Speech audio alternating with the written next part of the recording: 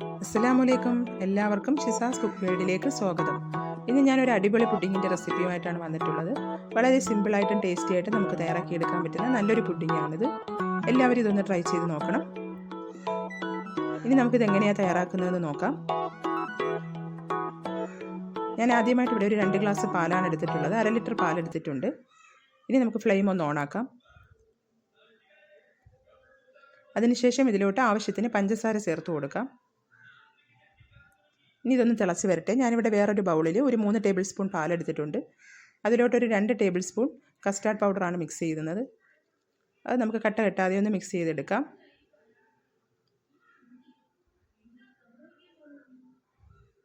ഇപ്പോൾ നമ്മുടെ പാലിവിടെ തിളച്ച് വന്നിട്ടുണ്ട്. ഇനി ഇതിലോട്ട് നമുക്കത് ഒഴിച്ചു കൊടുക്കാം.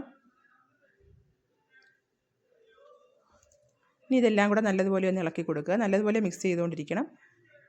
ഇനി ഇതൊന്ന് കുറുകി വരും.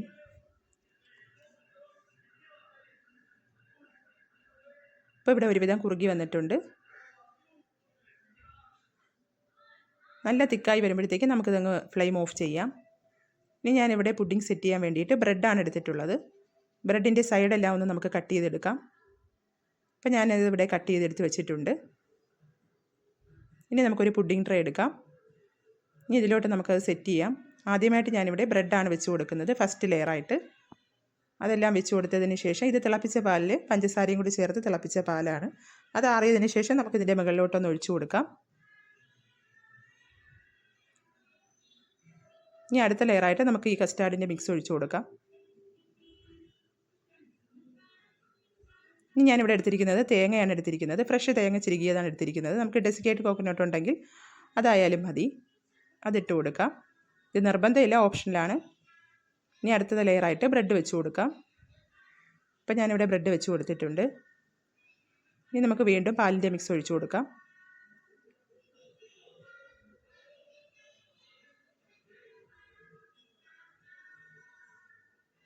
ഇനി നമുക്ക് അടുത്ത ലെയറായിട്ട് വീണ്ടും കസ്റ്റാർഡിൻ്റെ മിക്സ് ഒഴിച്ചു കൊടുക്കാം. അപ്പോൾ ഇവിടെ അതെല്ലാം ഒഴിച്ചു കൊടുത്തിട്ടുണ്ട്. ഇനി ഒരു 5 മിനിറ്റിന് ശേഷം നമുക്ക് വീണ്ടും തേങ്ങയും കൂടി ഇട്ട് കൊടുത്തതിന് ശേഷം അതിൻ്റെ അടുത്ത ലെയറായിട്ട് ഇനി ഞാൻ ക്രീമാണ് വെച്ച് കൊടുക്കുന്നത്. വിപ്പിംഗ് ക്രീമാണ് വെച്ച് കൊടുക്കുന്നത്. 1/2 കപ്പ് വിപ്പിംഗ് ക്രീം ബീറ്റ് ചെയ്തെടുത്തതാണ്. അത് നമുക്ക് വെച്ച് കൊടുക്കാം. ഇപ്പോൾ ഇവിടെയെല്ലാം കംപ്ലീറ്റ് ആയിട്ടുണ്ട്. ഇത്രയേ ഉള്ളൂ, സിമ്പിളാണ്. നമുക്ക് വളരെ പെട്ടെന്ന് തയ്യാറാക്കി എടുക്കാൻ പറ്റുന്ന ഒരു പുഡിങ്ങാണിത്. ഇനി ഇതിൻ്റെ മുകളിലോട്ട് ഞാൻ റോസ്റ്റ് ചെയ്ത കാഷ്യൂനട്ടും പിസ്തയും കൂടെയാണ് ഇട്ട് കൊടുക്കുന്നത്.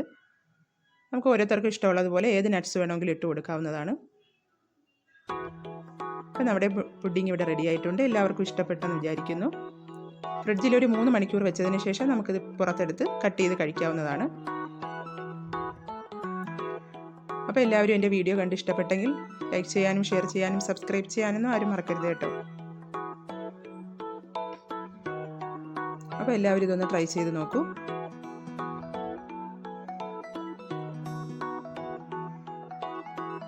നല്ല ടേസ്റ്റി പുഡിങ്ങാണ്. Okay, thank U.